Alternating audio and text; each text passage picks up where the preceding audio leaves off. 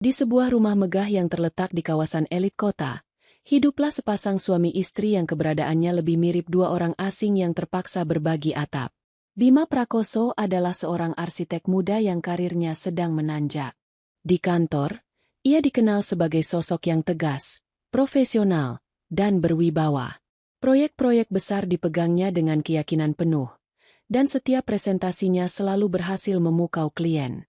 Namun, citra kesuksesan itu luntur begitu ia melangkahkan kaki melewati pintu rumahnya sendiri.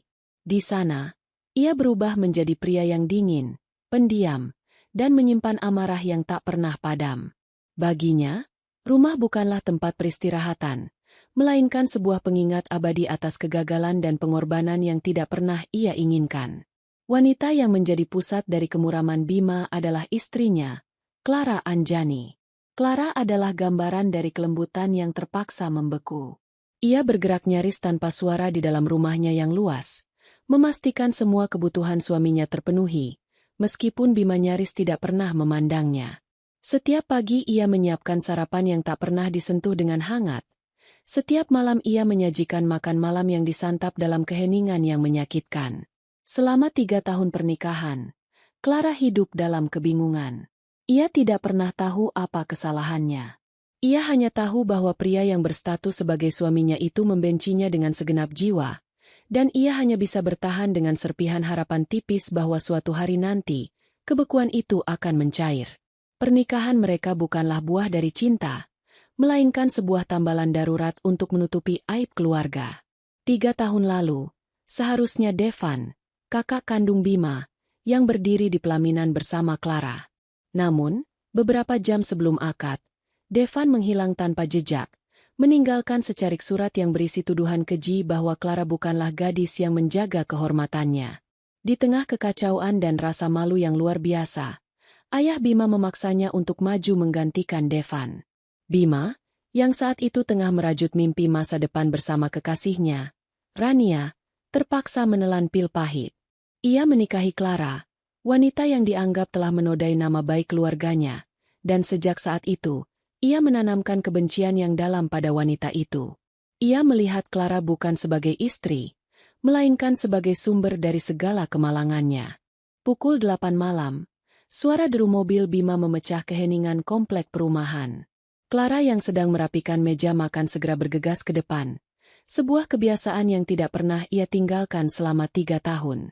Ia berdiri di ambang pintu, menunggu suaminya turun dari mobil. Bima melangkah keluar, melepas jas kerjanya dan melonggarkan dasi. Wajahnya tampak lelah. Garis-garis ketegasan di wajahnya terlihat lebih dalam di bawah cahaya lampu teras. Ia berjalan melewati Clara tanpa sepatah kata pun.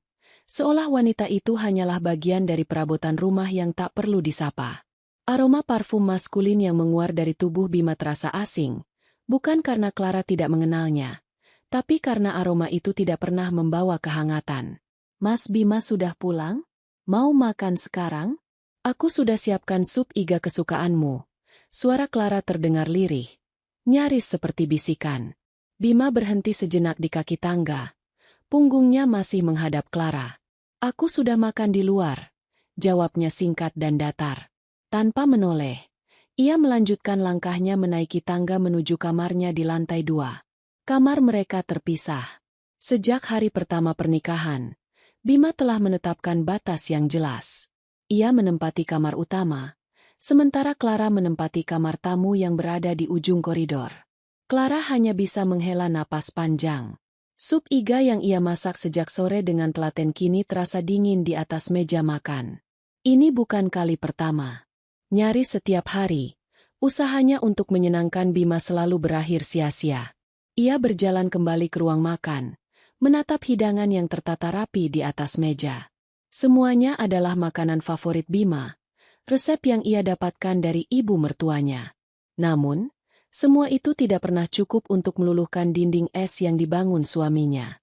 Di dalam kamarnya, Bima melemparkan tas kerjanya ke atas sofa. Ia berdiri di depan jendela besar yang menghadap ke taman belakang.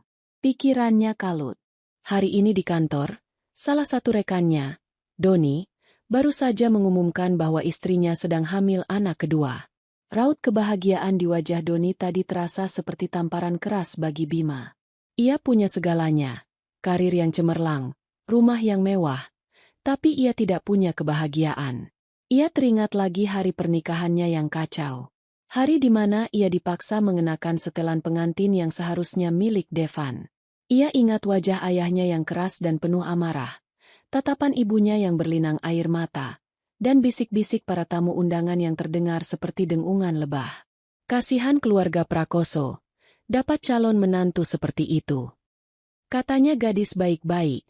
Ternyata, kalimat-kalimat itu terngiang kembali, membakar amarahnya. Dan di pusat dari semua kekacauan itu adalah Clara, yang berdiri di sampingnya dengan wajah pucat dan gaun pengantin yang terlihat kebesaran di tubuhnya yang ramping. Saat itu, Bima bersumpah dalam hati. Ia akan menjalani pernikahan ini, tapi ia tidak akan pernah memberikan hatinya. Clara akan mendapatkan status sebagai Nyonya Prakoso, tapi ia akan memastikan wanita itu merasakan dinginnya neraka di dalam rumah mereka sendiri. Ponsel di sakunya bergetar. Nama, Ibu, tertera di layar. Dengan enggan, Bima mengangkatnya. Halo, Bu. Bima, bagaimana kabarmu? Nak, kamu sibuk sekali. Sudah 2 minggu tidak menelepon ibu. Suara ibunya terdengar penuh kerinduan. Maaf, Bu. Proyek di kantor sedang banyak sekali. Jawab Bima, sebuah alasan klise yang selalu ia gunakan. Tidak apa-apa. Ibu mengerti. Tapi jangan lupakan kesehatan. Dan jangan lupakan istrimu. Kasihan Clara sendirian terus di rumah. Nasihat ibunya lembut. Bima hanya bisa diam. Rahangnya mengeras. Ibunya tidak tahu apa-apa. Selama ini, Bima dan Clara selalu berhasil menampilkan citra pasangan yang baik-baik saja di depan keluarga besar. Bima, dengar. Usia ibu dan bapak sudah tidak muda lagi. Suara ibunya berubah serius. Kapan kalian akan memberi kami cucu? Teman-teman ibu semua sudah menimang cucu. Ibu juga ingin. Permintaan itu, yang sudah sering ia dengar, kali ini terasa seperti palu godam yang menghantam kepalanya. Bagaimana ia bisa menjelaskan bahwa ia bahkan tidak pernah sudi menyentuh wanita yang menjadi istrinya? Bagaimana ia bisa mengatakan bahwa ia lebih memilih hidup selamanya tanpa anak daripada harus memiliki keturunan dari seorang wanita yang ia anggap telah membawa aib? Doakan saja, Bu. Hanya itu yang bisa keluar dari mulut Bima. Suaranya terdengar serak. Ibu selalu mendoakan. Tapi kalian juga harus berusaha. Nak, pernikahan itu butuh kerjasama. Bicaralah baik-baik dengan Clara. Mungkin ada masalah yang kalian sembunyikan dari kami? Tanya ibunya, seolah bisa merasakan ada yang tidak beres. Tidak ada masalah apa-apa. Bu, kami baik-baik saja. Hanya sedang sibuk. Bima berbohong, merasa muak dengan dirinya sendiri. Setelah menutup telepon, amarah Bima memuncak. Semua tekanan ini terasa tak tertahankan. Ia merasa terpojok dari segala arah. Di matanya, semua ini adalah kesalahan Clara. Wanita itu adalah sumber masalahnya. Karena dialah, Bima kehilangan Rania. Karena dialah, Bima harus hidup dalam kebohongan. Dan kini, karena dia juga, Bima tidak bisa memenuhi keinginan ibunya, satu-satunya wanita yang sangat ia hormati. Dengan langkah berat, ia keluar dari kamarnya. Matanya menatap lurus ke arah pintu kamar Clara di ujung koridor. Sebuah keputusan dingin dan kejam mulai terbentuk di benaknya. Jika tekanan ini harus dihentikan, maka ia harus melakukannya. Ia akan memberikan ibunya seorang cucu. Ia akan menunaikan kewajibannya. Malam ini, ia akan membuat Clara benar-benar menjadi istrinya, dengan atau tanpa cinta. Dan setelah itu, ia akan kembali membangun dindingnya, mungkin lebih tinggi dan lebih tebal dari sebelumnya. Ia tidak peduli dengan perasaan Clara. Selama 3 tahun, ia pun tidak pernah peduli. Udara malam terasa menyesakkan di dalam rumah yang senyap. Bima menuang segelas air putih di dapur, tetapi tenggorokannya tetap terasa kering. Percakapannya dengan sang ibu beberapa jam yang lalu terus berputar di kepalanya seperti kaset rusak. Kapan kalian akan memberi kami cucu? Pertanyaan itu menggema, menuntut sebuah jawaban yang tidak ia miliki. Rasa frustrasi dan amarah yang telah ia pendam selama 3 tahun kini terasa meluap, mencari pelampiasan. Ia kembali ke lantai 2. Langkahnya terdengar berat di atas lantai kayu yang mengilap. Ia berhenti di depan pintu kamarnya sendiri, lalu berbalik dan berjalan dengan mantap menuju kamar Clara. Pintu itu tidak terkunci. Clara tidak pernah menguncinya, seolah masih menyimpan harapan bahwa suatu hari suaminya akan masuk bukan dengan amarah, melainkan dengan kehangatan. Bima mendorong pintu itu perlahan. Clara sedang duduk di tepi tempat tidur, melipat beberapa helai pakaian yang baru saja ia setrika. Ia mendongak kaget saat melihat Bima berdiri di ambang pintu. Ini adalah kali pertama Bima masuk ke kamarnya sejak mereka menempati rumah ini. Ekspresi wajah suaminya yang keras dan tak terbaca membuat jantung Clara berdebar kencang karena takut. "Mas Bima, ada apa?" tanyanya pelan. Tangannya tanpa sadar meremas pakaian yang ada di pangkuannya. Bima tidak menjawab. Ia menutup pintu di belakangnya. Suara klik dari kunci yang ia putar terdengar begitu keras di tengah keheningan. Ia berjalan mendekat. Setiap langkahnya terasa mengintimidasi. Clara secara refleks menggeser tubuhnya menjauh. Matanya memancarkan ketakutan yang murni. "Malam ini, aku ingin kau menunaikan kewajibanmu sebagai seorang istri," kata Bima, suaranya dingin dan tanpa emosi. Kalimat itu diucapkannya seperti sebuah perintah bisnis, bukan permintaan seorang suami kepada istrinya. Clara membeku. Otaknya berusaha mencerna makna di balik kalimat itu. Kewajiban? Maksud Mas Bima? Jangan berpura-pura bodoh, Clara. Potong Bima tajam. Kau tahu apa yang aku maksud. Ibuku menginginkan seorang cucu. Dan kau adalah istriku. Ini adalah tugasmu. Air mata mulai menggenang di pelupuk mata Clara. Jadi ini alasannya. Bukan karena cinta, bukan karena keinginan untuk memulai sebuah hubungan yang normal, tapi karena sebuah tugas. Sebuah tuntutan. Hatinya terasa seperti diremas. Selama ini ia berharap Bima akan berubah. Tapi tidak pernah ia bayangkan perubahan itu datang dalam bentuk yang begitu menyakitkan. Tapi, Mas. Tidak ada tapi. Bima meraih lengan Clara, cengkeramannya kuat. "Aku tidak butuh perasaanmu. Aku hanya butuh kepatuhanmu." Malam itu, Clara tidak bisa berbuat apa-apa selain pasrah. Tidak ada kelembutan, tidak ada bisikan cinta, yang ada hanyalah keheningan yang berat dan isak tangis tertahan yang coba ia redam di dalam bantal. Ia merasa tubuhnya bukan lagi miliknya, melainkan hanya sebuah objek untuk memenuhi sebuah tuntutan. Bima melakukan segalanya dengan keterpisahan yang mengerikan. Pikirannya melayang entah kemana. Ia hanya ingin semua ini cepat berakhir. Baginya, ini adalah sebuah transaksi tanpa emosi. Sebuah cara untuk membungkam tuntutan dari luar. Setelah semuanya selesai, Bima segera bangkit dan menjauh. Seolah ingin segera membersihkan dirinya dari kontak fisik yang baru saja terjadi. Ia merasa sedikit lega karena tugas itu sudah selesai. Kini ia punya jawaban jika ibunya bertanya lagi. Ia bisa berkata, "Kami sedang berusaha, Bu." Ia hendak mengenakan kembali pakaiannya dan segera kembali ke kamarnya yang aman, ketika matanya tanpa sengaja menangkap sesuatu di atas sprei putih itu. Noda merah. Noda yang seharusnya tidak ada di sana jika semua tuduhan tentang Clara itu benar. Bima terpaku. Waktu seolah berhenti berputar. Ia menatap noda itu, lalu menatap Clara yang masih terisak dengan tubuh gemetar di sudut tempat tidur. Otaknya bekerja keras, mencoba menyangkal apa yang dilihat matanya. Ini apa?" Suaranya keluar lebih seperti desisan, penuh ketidakpercayaan.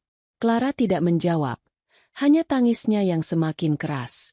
Bima mendekat, kali ini bukan dengan amarah, tapi dengan getaran aneh yang menjalar di seluruh tubuhnya. Ia menyingkap selimut yang menutupi Clara. Dan di sana, bukti itu terpampang begitu nyata. Tak terbantahkan. Pikiran Bima langsung kosong. Seluruh bangunan kebencian yang ia rawat dengan telaten selama 3 tahun runtuh dalam hitungan detik. Setiap kata hinaan yang pernah ia lontarkan, setiap tatapan dingin yang ia berikan, setiap perlakuan kejam yang ia lakukan, semuanya melintas di benaknya, kini dengan bobot rasa bersalah yang tak terhingga. Fitnah. Kata itu bergaung di kepalanya. Jadi, surat yang ditinggalkan Devan, bisik-bisik para tamu, semua itu adalah kebohongan. Clara, wanita yang ia anggap pendosa, ternyata adalah korban. Korban dari fitnah keji, dan kini, korban dari kekejamannya sendiri. Ia baru saja merenggut sesuatu yang paling berharga dari seorang wanita yang tidak bersalah, dengan cara yang paling brutal dan menghinakan. Ia menatap Clara lagi. Wanita itu terlihat begitu rapuh, hancur, dan ketakutan. Untuk pertama kalinya, Bima melihatnya bukan sebagai aib, melainkan sebagai seorang manusia yang telah ia lukai begitu dalam. Rasa mual naik ke tenggorokannya. Ia merasa menjadi manusia paling hina di muka bumi. Tanpa berkata apa-apa lagi, Bima tersandung mundur. Ia tidak sanggup berada di ruangan itu lebih lama lagi. Ia membuka kunci pintu dengan tangan gemetar dan keluar dari kamar Clara, membanting pintu kamarnya sendiri dengan keras. Ia bersandar di balik pintu, napasnya terengah-engah. Ia meninju dinding dengan keras, tidak peduli pada rasa sakit yang menjalari buku-buku jarinya. Rasa sakit fisik itu tidak ada apa-apanya dibandingkan dengan rasa sakit dan penyesalan yang kini mengoyak jiwanya. Apa yang telah aku lakukan? Bisiknya pada ruangan yang kosong. Malam itu, Bima tidak tidur. Ia duduk di lantai kamarnya yang dingin, dihantui oleh bayangan wajah Clara yang penuh air mata dan bukti kesalahannya yang tak termaafkan. Malam yang seharusnya menjadi pemenuhan sebuah tugas, justru berubah menjadi malam pencerahan yang paling menyakitkan. Malam itu, ia menyadari bahwa ia telah menghukum orang yang salah, dan hakim yang paling kejam itu adalah dirinya sendiri. Pagi menjelang dengan suasana yang aneh dan mencekam. Bima tidak bisa tidur semalaman. Wajahnya pucat dan matanya merah, bukan karena kurang tidur, tapi karena pergolakan batin yang hebat. Rasa bersalah menggerogotinya tanpa ampun. Pagi itu, ia melakukan sesuatu yang tidak pernah ia lakukan sebelumnya. Ia turun ke dapur lebih dulu. Dengan tangan yang masih terasa kaku, ia mencoba membuat sarapan. Hanya roti panggang dengan selai dan segelas susu hangat. Tapi itu adalah usaha pertamanya dalam 3 tahun. Ketika Clara turun dari kamarnya, langkahnya ragu-ragu. Matanya bengkak dan ia berjalan dengan sedikit kesusahan. Ia terkejut melihat Bima ada di dapur. Dan lebih terkejut lagi melihat sarapan sederhana tersaji di meja. Ia mengira Bima akan bersikap lebih dingin dari biasanya setelah kejadian semalam. "Duduklah. Sarapan dulu," kata Bima pelan. Suaranya terdengar parau. Ia tidak berani menatap mata Clara. Clara tidak bergerak. Kebaikan yang tiba-tiba ini terasa lebih menakutkan daripada kemarahan. Ia tidak tahu bagaimana harus bereaksi. Apakah ini sebuah bentuk ejekan? Atau sebuah cara untuk meredakan rasa bersalah sebelum Bima kembali pada sikap dinginnya? Aku tidak lapar, Mas," jawab Clara. Suaranya bergetar. Hati Bima mencelos mendengar penolakan itu. Ia tahu ia pantas mendapatkannya. Setidaknya minumlah susunya. "Kau butuh tenaga," katanya lagi, mendorong gelas itu sedikit ke arah Clara. Keheningan yang canggung menyelimuti mereka. Bima ingin sekali meminta maaf. Ia ingin berlutut dan memohon ampunan. Tapi kata-kata itu tersangkut di tenggorokannya. Rasanya begitu munafik. Bagaimana mungkin sebuah kata, maaf, bisa menghapus luka 3 tahun yang puncaknya adalah sebuah kekerasan? Bagi Clara, situasi ini adalah siksaan baru. Ketidakpastian ini membunuhnya perlahan. Ia lebih suka menghadapi kemarahan Bima yang sudah ia kenal daripada kebaikan yang membingungkan ini. Pikirannya kacau. Ia merasa Bima mungkin hanya merasa kasihan, atau lebih buruk lagi, merasa jijik pada dirinya sendiri karena telah menyentuh wanita yang ia benci. Di tengah suasana tegang itu, ponsel Bima yang tergeletak di meja berdering. Nama, Rania, muncul di layar. Bima meraih ponselnya dengan cepat, seolah tidak ingin Clara melihat nama itu. Ia berjalan sedikit menjauh ke arah ruang tamu sebelum menjawab. "Halo, Rania?" Clara, meskipun tidak berniat menguping, bisa menangkap nama itu dengan jelas. Rania, nama wanita yang ia tahu adalah cinta sejati suaminya. Wanita yang fotonya pernah tak sengaja ia lihat tersimpan di dompet Bima pada awal-awal pernikahan mereka. Ada apa? Suara Bima terdengar lelah. Tidak, aku tidak bisa sekarang.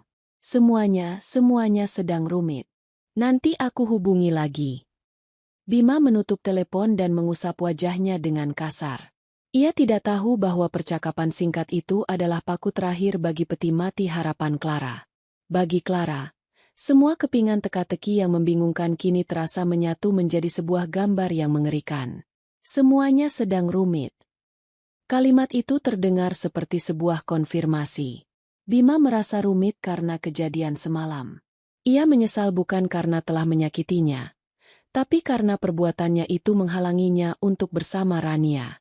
Kebaikan Bima pagi ini adalah caranya untuk menenangkan hati nuraninya sebelum ia kembali kepada wanita yang benar-benar ia cintai. Hati Clara hancur berkeping-keping. Tidak ada lagi yang tersisa.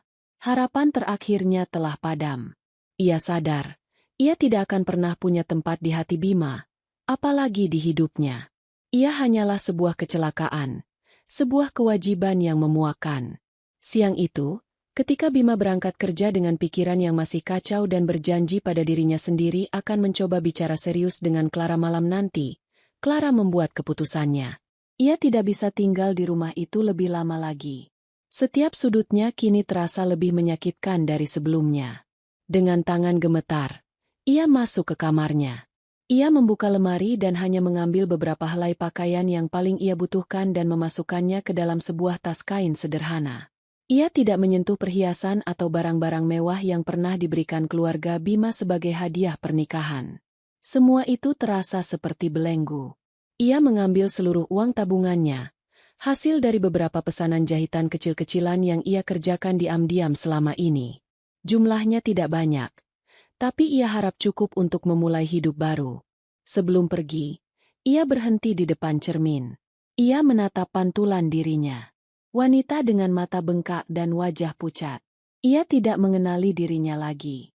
Dengan tekad yang baru ia temukan, ia menghapus air matanya. Cukup sudah. Ia tidak akan menangis lagi untuk pria itu. Ia tidak meninggalkan surat. Tidak ada kata-kata perpisahan.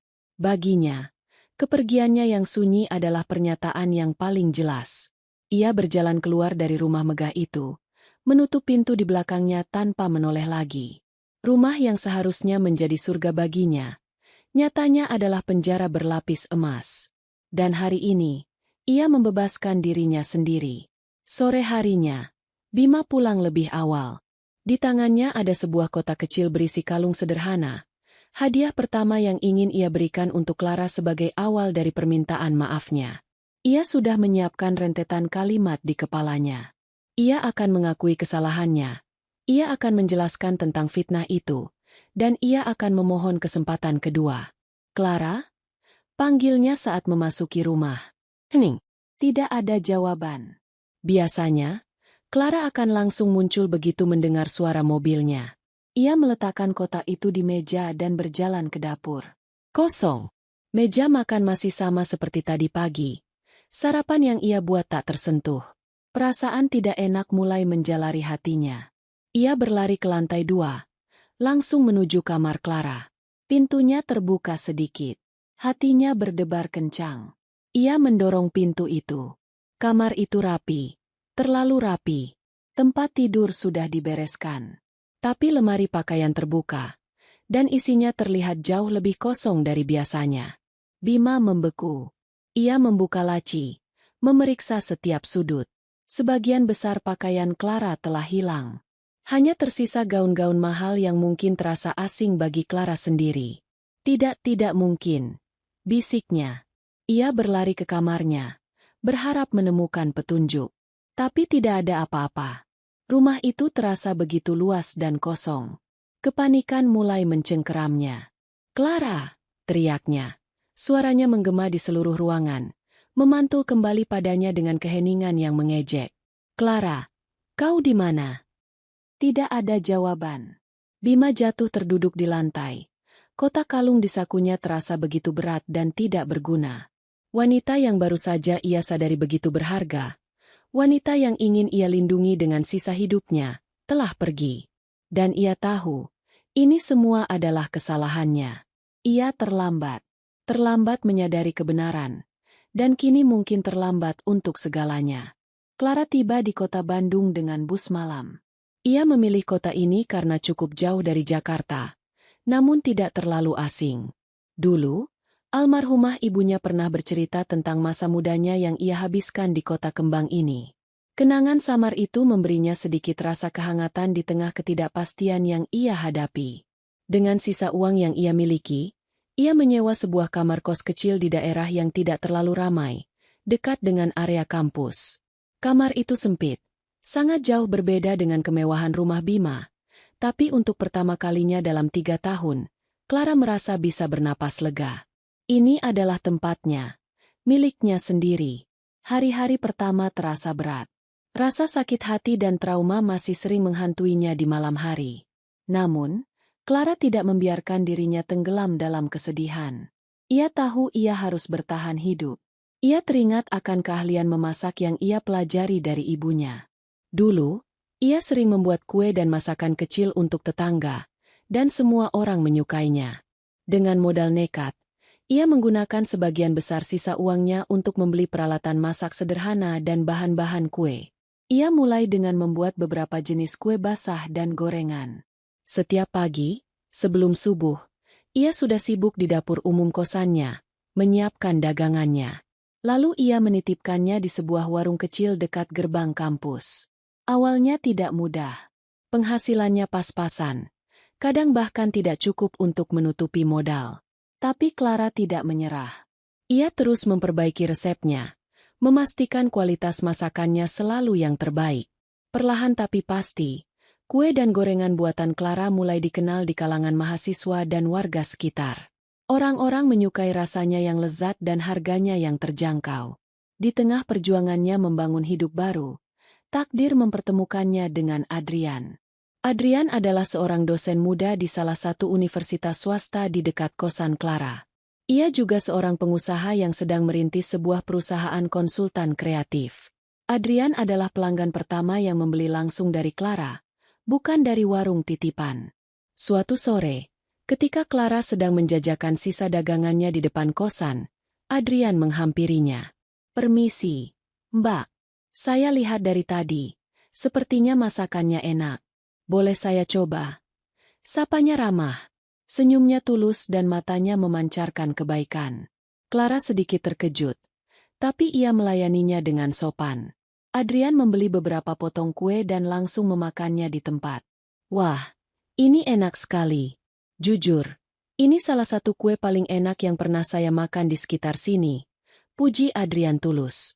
"Kenapa tidak membuka warung sendiri saja, Mbak?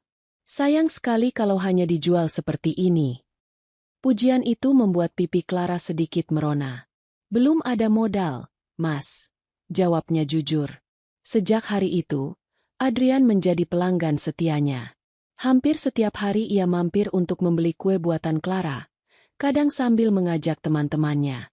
Ia seringkali mengobrol singkat dengan Clara, menanyakan kabar, atau sekadar memberikan semangat. Kehadiran Adrian seperti embun pagi yang menyejukkan. Ia tidak pernah bertanya tentang masa lalu Clara. Ia hanya memperlakukannya dengan hormat dan kebaikan. Adrian melihat lebih dari sekadar penjual kue pada diri Clara. Ia melihat seorang wanita yang tangguh, pekerja keras, dan memiliki martabat, meskipun hidup dalam kesederhanaan. Ia terkesan dengan cara Clara membawa diri. Ada keanggunan alami dalam setiap gerak-geriknya, dan sorot matanya, meskipun seringkali terlihat sedih, memancarkan kekuatan yang luar biasa. Tanpa ia sadari, Adrian mulai menaruh simpati yang perlahan berubah menjadi kekaguman, dan akhirnya, benih-benih perasaan mulai tumbuh di hatinya. Suatu hari, Adrian datang dengan sebuah proposal. "Clara," panggilnya. Ia sudah tahu nama Clara setelah beberapa kali mengobrol. "Perusahaan saya sedang membutuhkan seorang manajer operasional untuk divisi catering dan acara. Divisi ini masih baru, tapi saya lihat kamu punya potensi yang luar biasa dalam mengelola makanan dan kualitas. Apa kamu tertarik?" Clara terperangah. Tawaran itu datang begitu tiba-tiba. "Tapi, Mas Adrian, Saya tidak punya pengalaman kerja kantoran. Ijazah saya juga. Clara tidak melanjutkan kalimatnya. Ia hanya lulusan SMA. Saya tidak butuh ijazahmu, Clara. Saya butuh keahlian dan etos kerjamu, dan saya sudah melihatnya setiap hari, kata Adrian meyakinkan. Saya percaya padamu. Setidaknya, datanglah untuk wawancara besok. Anggap saja sebagai pengalaman. Tawaran itu membuka sebuah pintu yang tidak pernah Clara bayangkan sebelumnya. Untuk pertama kalinya, seseorang melihat potensinya, bukan status atau masa lalunya. Seseorang percaya padanya. Malam itu, Clara berpikir panjang. Ini adalah kesempatan untuk benar-benar mengubah hidupnya. Untuk berdiri di atas kakinya sendiri dengan lebih kokoh. Dengan hati yang mantap, ia memutuskan untuk menerima tantangan itu. Ia akan datang ke wawancara itu, bukan hanya untuk Adrian, tapi untuk dirinya sendiri. Ini adalah babak baru dalam hidupnya. Lembaran baru yang akan ia tulis sendiri, tanpa bayang-bayang masa lalu yang kelam. Ia merasa secercah cahaya harapan akhirnya mulai menerangi jalannya yang gelap. Sebulan telah berlalu sejak kepergian Clara. Bagi Bima, waktu terasa berjalan mundur, menyeretnya kembali ke titik nol, bahkan mungkin lebih buruk. Rumah yang dulu terasa dingin kini terasa hampa. Keheningan yang dulu ia ciptakan sebagai senjata untuk menyakiti Clara, kini berbalik menyerangnya dengan brutal. Setiap sudut rumah meneriakkan nama Clara. Meja makan yang kosong, dapur yang tak pernah lagi mengepulkan asap, bahkan kamar tamu yang pintunya selalu tertutup rapat kini terasa seperti monumen kebodohannya. Bima menjadi bayangan dari dirinya sendiri. Di kantor, konsentrasinya buyar. Proyek-proyek yang biasanya ia tangani dengan presisi kini terasa membebani. Ia seringkali hanya menatap kosong layar komputernya. Pikirannya melayang mencari sosok wanita yang telah ia sia-siakan. Ia kehilangan berat badan, kantung matanya menghitam, dan sorot matanya yang dulu tajam kini meredup, dipenuhi penyesalan yang tak berujung. Ia sadar, meratapi nasib dan mengutuk kebodohannya tidak akan mengubah apapun. Rasa bersalah ini tidak akan hilang hanya dengan diam. Ia harus bertindak. Ia harus menemukan jawaban. Ia harus mengurai benang kusut yang telah menjerat mereka selama 3 tahun. Dan sumber dari semua benang kusut itu adalah satu orang, Devan, kakaknya. Tanpa membuat janji, Bima mengemudikan mobilnya menuju apartemen mewah Devan di pusat kota. Ia tidak peduli jika Devan sedang sibuk atau tidak mau menemuinya. Pertanyaan ini harus dijawab hari ini juga. Setibanya di sana, ia langsung naik ke lantai unit Devan dan menekan bel dengan tidak sabar. Devan membuka pintu dengan ekspresi terkejut. Ia yang selalu tampil necis dan santai, kini terlihat sedikit gusar melihat adiknya berdiri di depan pintunya dengan wajah kelam dan tatapan menusuk. Bima, ada apa? Tumben tidak menelepon dulu, sapa Devan, mencoba bersikap normal. Bima tidak membalas sapaannya. Ia melangkah masuk, memaksa Devan untuk mundur. Aku perlu bicara. Sekarang, desis Bima, nadanya tidak menerima bantahan. Mereka duduk berhadapan di ruang tamu yang didesain modern. Devan menuang air untuk Bima, namun Bima tidak menyentuhnya. Ia menatap lurus ke arah kakaknya. Ini tentang Clara. Bima memulai, suaranya rendah dan berbahaya. Devan menghela napas. Sudah 3 tahun berlalu. Bima, kenapa harus diungkit lagi? Kau sudah menikah dengannya. Jalani saja. Bima tersenyum sinis. Senyum yang tidak mencapai matanya. Jalani saja? Kau menyuruhku menjalani pernikahan yang kau sendiri lari darinya? Kau meninggalkannya di altar karena sebuah surat fitnah. Dan kau menyuruhku untuk jalani saja? Aku punya alasanku sendiri. Devan membela diri, mulai merasa tidak nyaman. Bima mencondongkan tubuhnya ke depan. Tatapannya mengunci Devan. Aku tahu alasanmu. Tapi sepertinya alasanmu itu salah besar. Ia berhenti sejenak, membiarkan ketegangan memenuhi ruangan. Devan, malam itu aku menyentuhnya. Devan terdiam, alisnya berkerut tidak mengerti arah pembicaraan ini. Dan dia masih perawan, lanjut Bima. Setiap katanya diucapkan dengan penekanan yang berat. Dunia Devan seolah berhenti berputar. Ekspresi santainya lenyap, digantikan oleh keterkejutan yang murni. Apa? Tidak mungkin. Surat itu. Surat itu bohong. Fitnah. Bentak Bima. Amarahnya yang tertahan akhirnya meledak. Selama 3 tahun aku hidup dalam neraka. Membenci wanita yang tidak bersalah karena kebodohan dan kepengecutanmu. Sekarang katakan padaku, Devan, dari mana kau dapat informasi sampah itu? Devan terguncang. Ia menatap adiknya yang kini terlihat seperti gunung berapi yang siap meletus.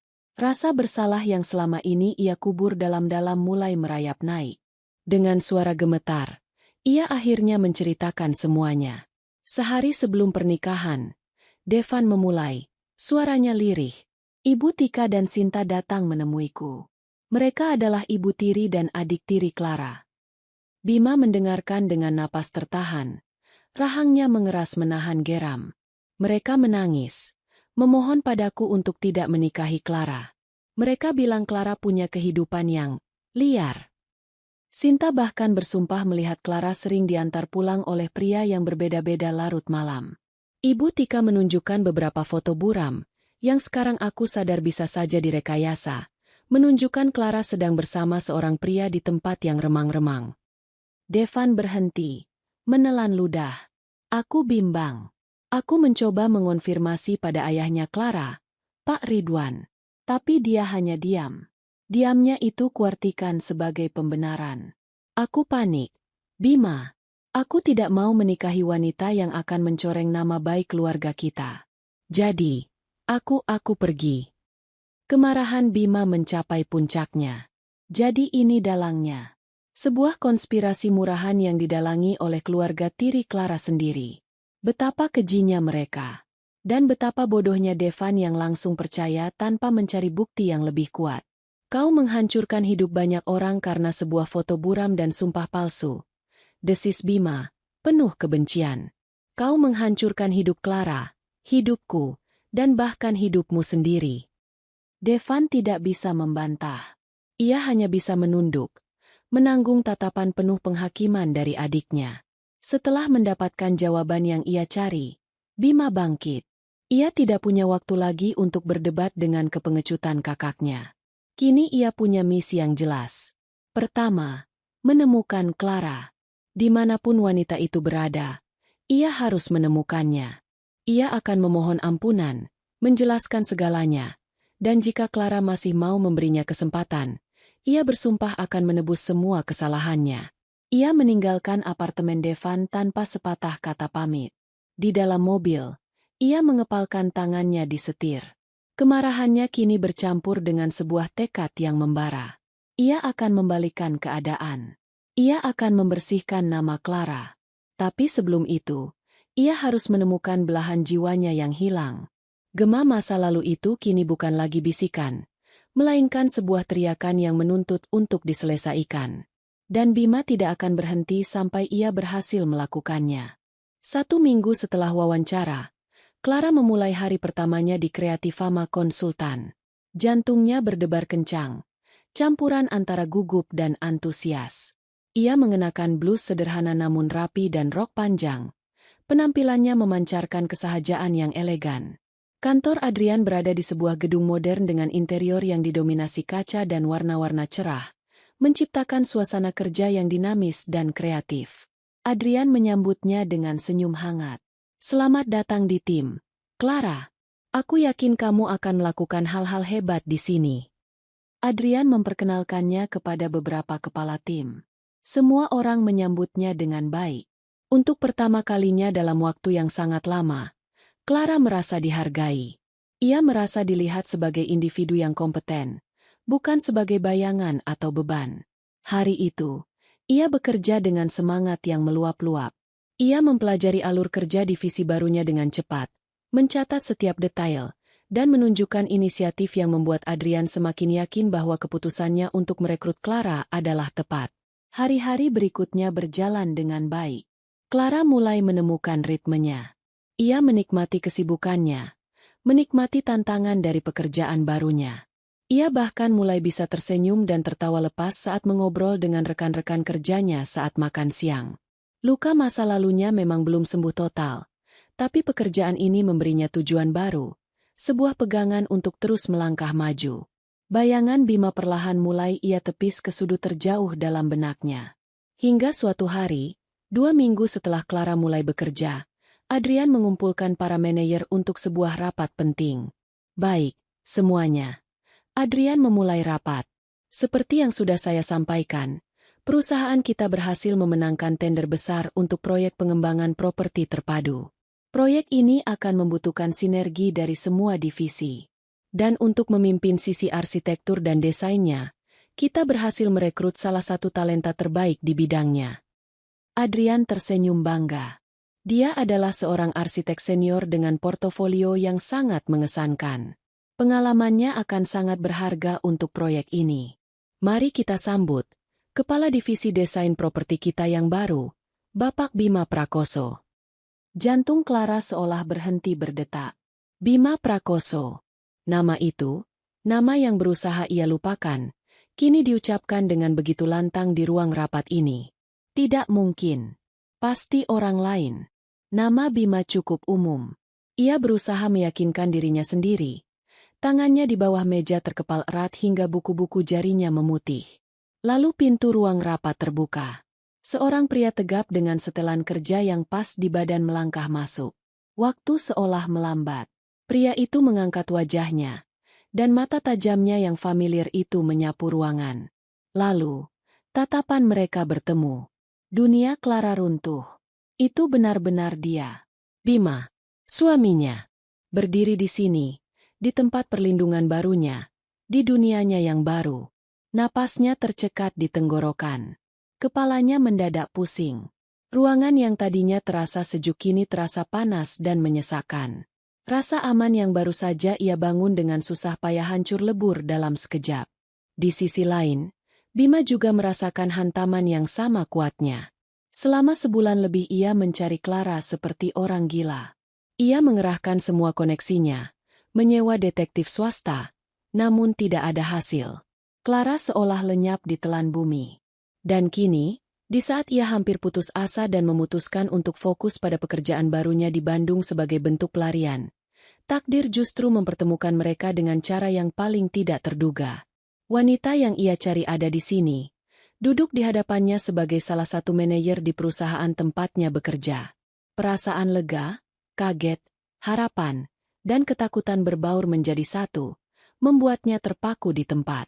Adrian, yang sama sekali tidak menyadari drama yang sedang berlangsung, merasakan keheningan yang aneh.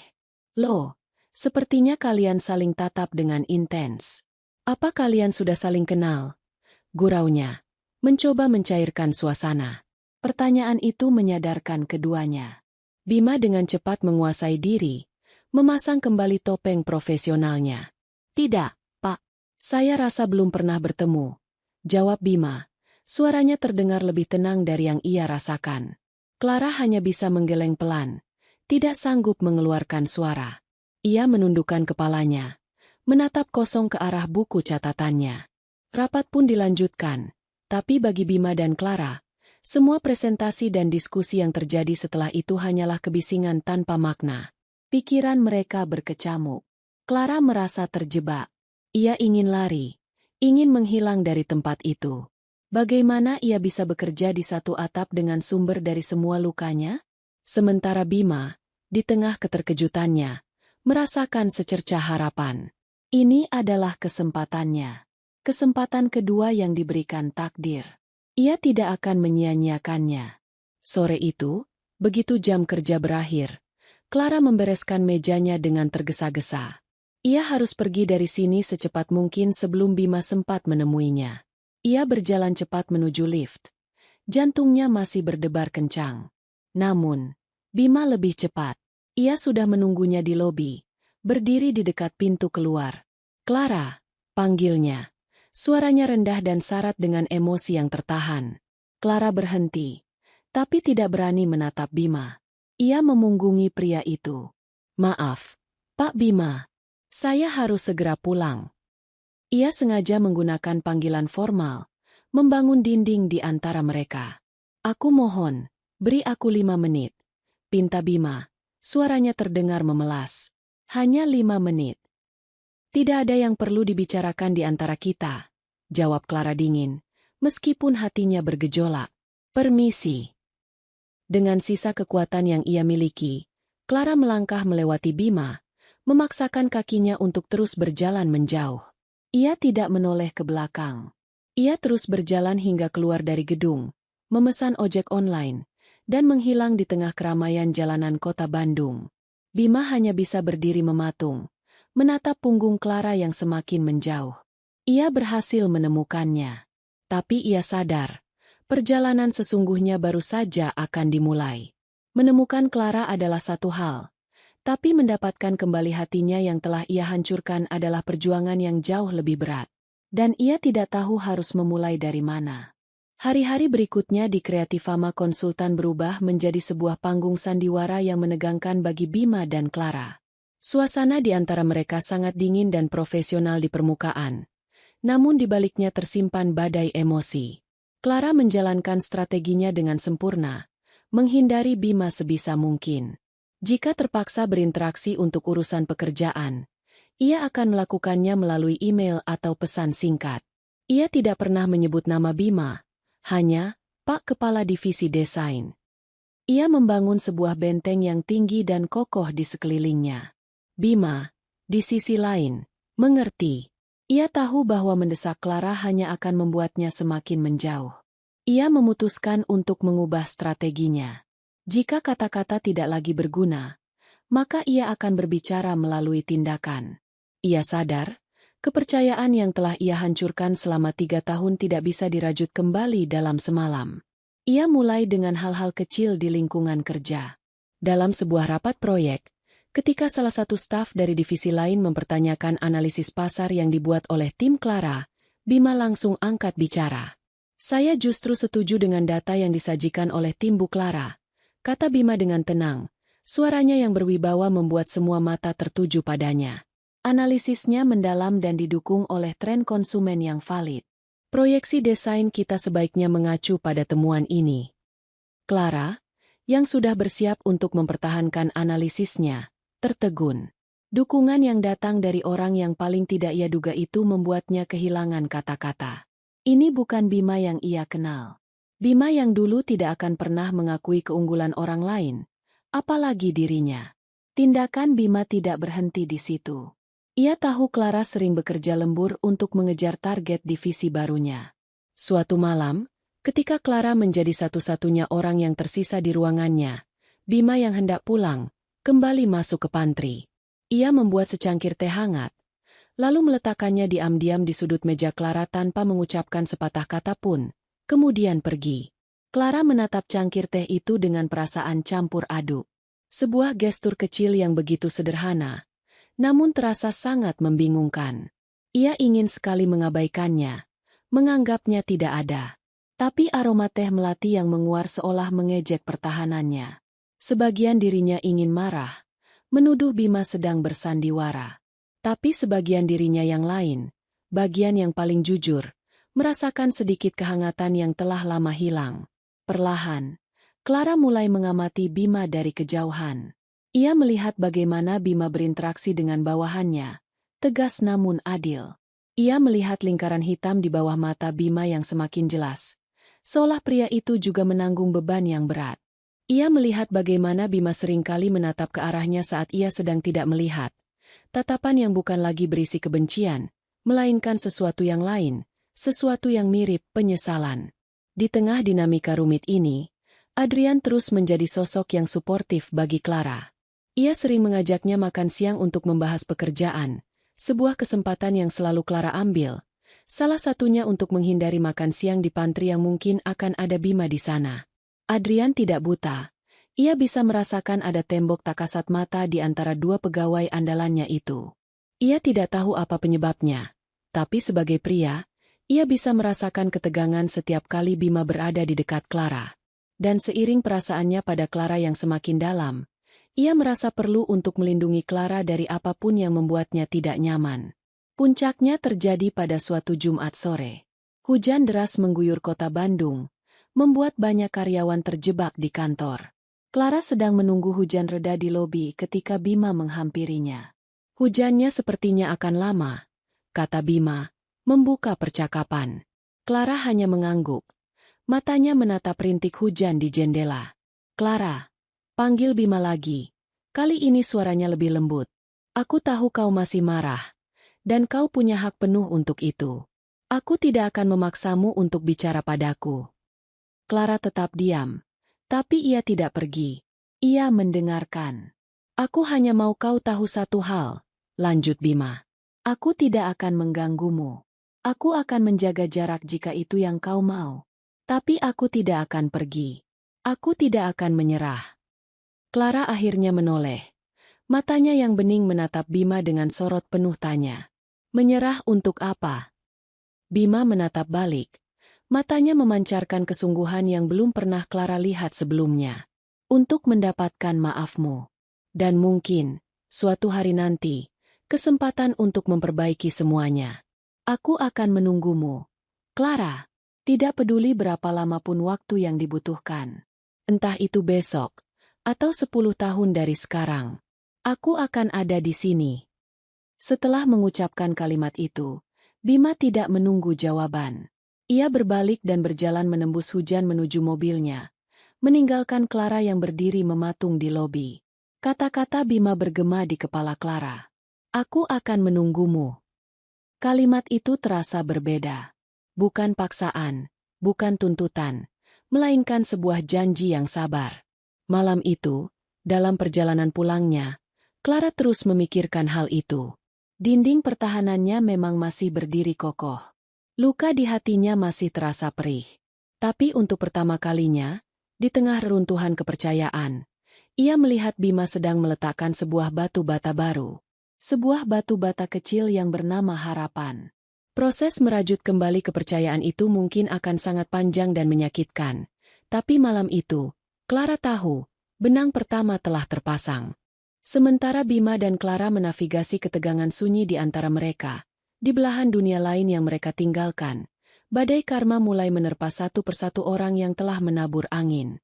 Gema dari masa lalu tidak hanya menghantui Bima, tapi juga menuntut pertanggungjawaban dari para pelakunya.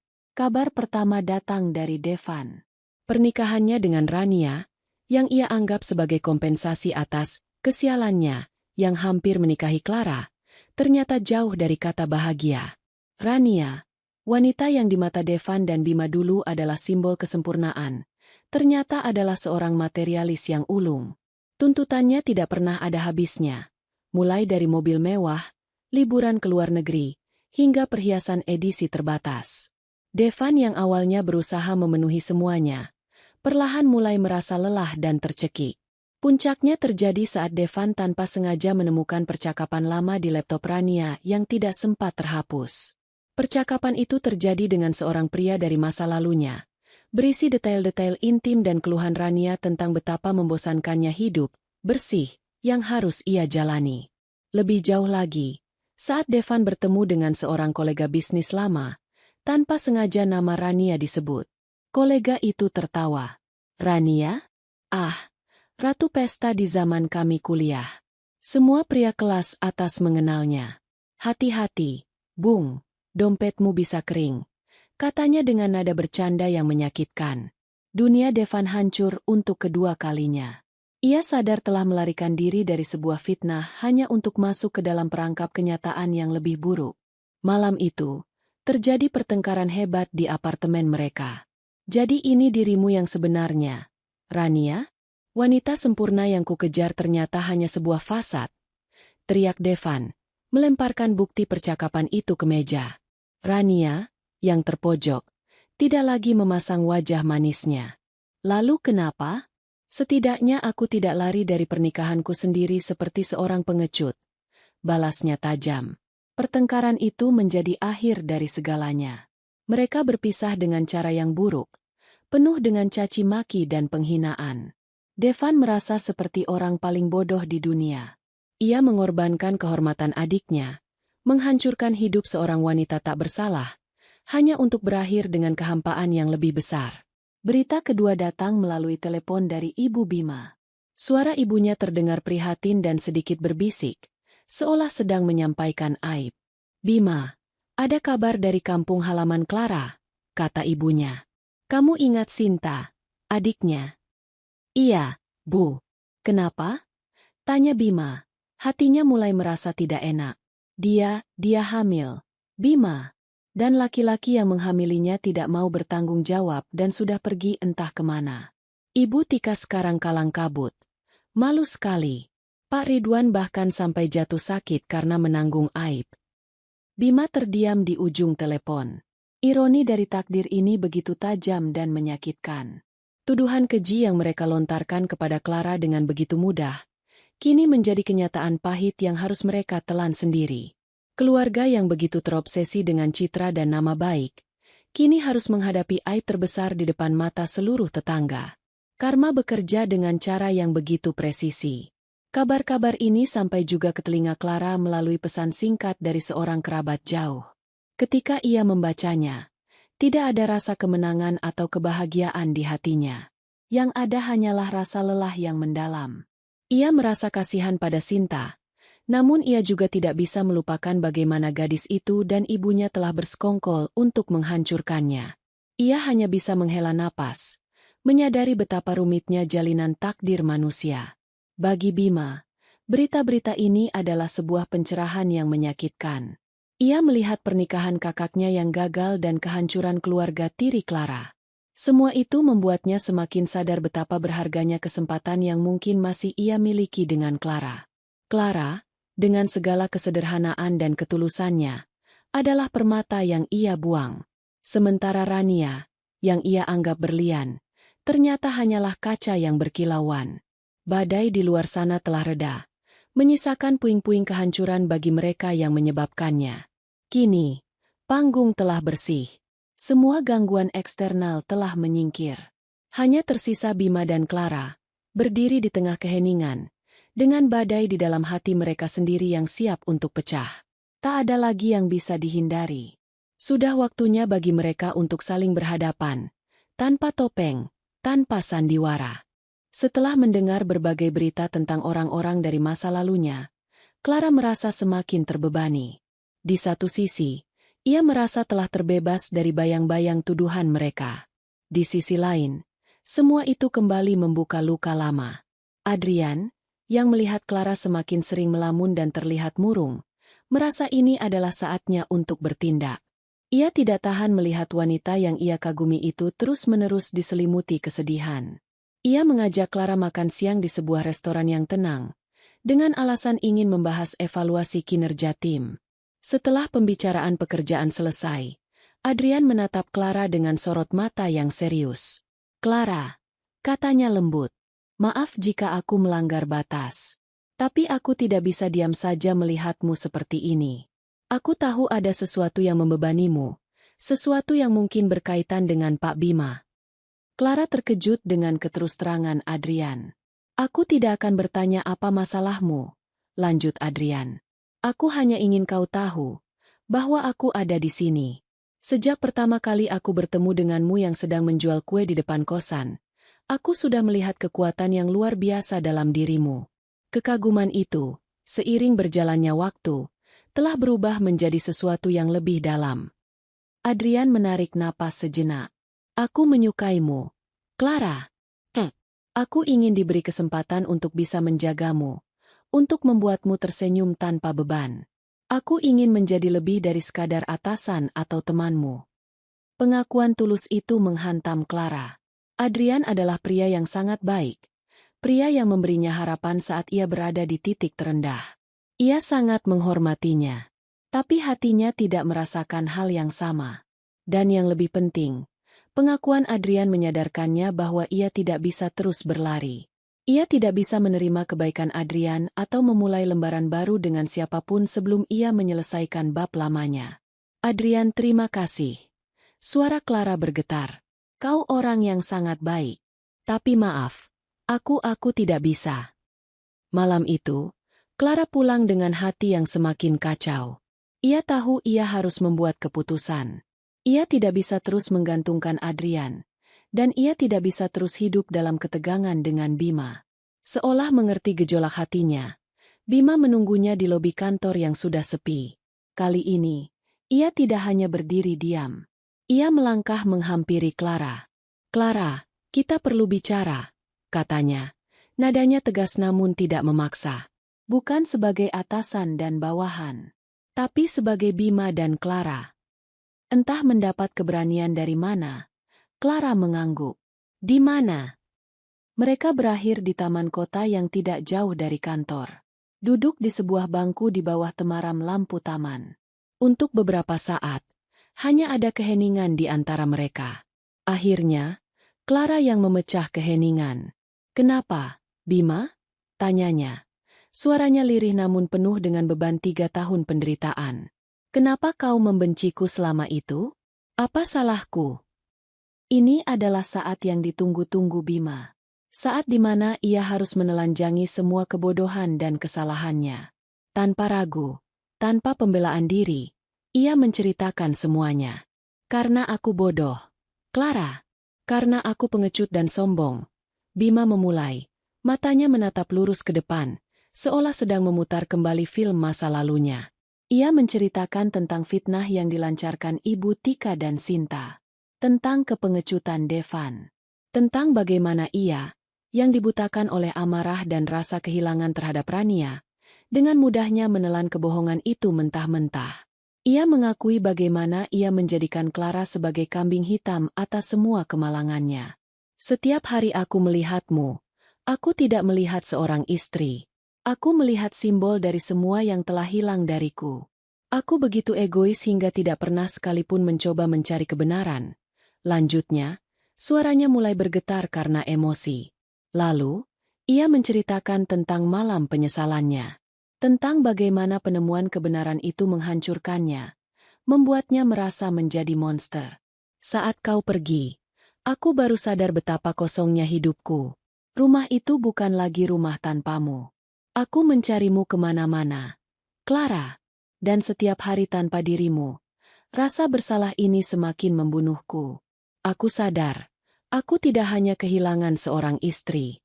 Aku kehilangan bagian terbaik dari diriku yang bahkan tidak aku sadari pernah kumiliki." Bima akhirnya menoleh, menatap Clara yang sudah berlinang air mata. Ia meraih tangan Clara dengan lembut. Tangannya terasa dingin.